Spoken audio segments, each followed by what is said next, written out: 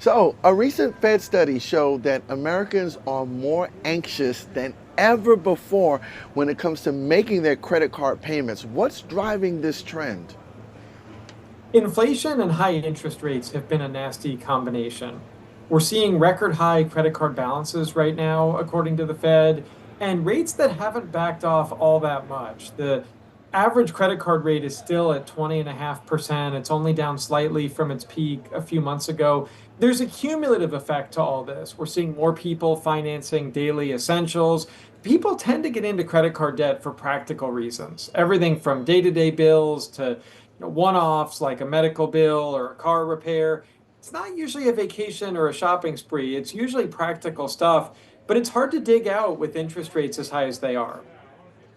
And what do you make of the data? When I looked at the data, it was the people in the peak earning years that were the most worried, and people that were like over 150,000 dollars a year. Those people, that's we consider that kind of high income earners, yeah? It is kind of surprising. You could maybe say there's a bit of keeping up with the Joneses going on here, but I don't believe a lot of these people would view it that way. I think they would come back to just the rising cost of living. And I mean, yes, if somebody has an impressively high income on paper, they may say that evaporates pretty quickly. When you think about high housing costs, high childcare costs, high just about everything costs. I mean, especially expensive parts of the country along the coast, life is really expensive these days. And that cumulative toll is important. I mean, we recently did a study. We found that the cumulative toll of inflation these past 3 years has been about 20%. And wages have only gone up 17% on average during that span. And it depends on the category, too. I mean, if we're talking something like insurance bills have really skyrocketed, childcare, higher education costs, it's becoming harder for people to pay these bills and more are relying on credit to make ends meet.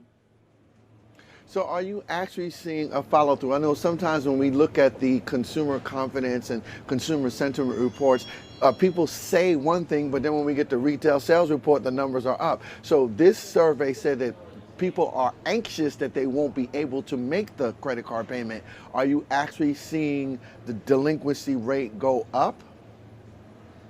Credit card delinquencies are at their highest point since 2011, and they've basically doubled in the past couple of years. So that does sound alarming.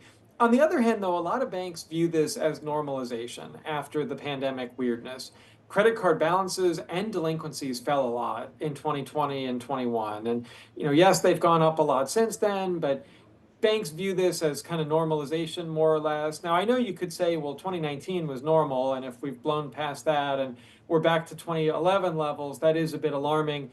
Banks don't seem overly concerned in the aggregate. I would describe it more as pockets of trouble, especially people with lower incomes, lower credit scores. They're certainly going to be more vulnerable.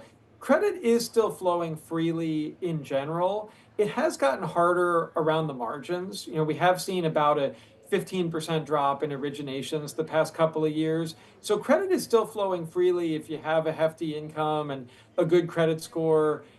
Those on the lower end of those spectrums are finding more difficulty.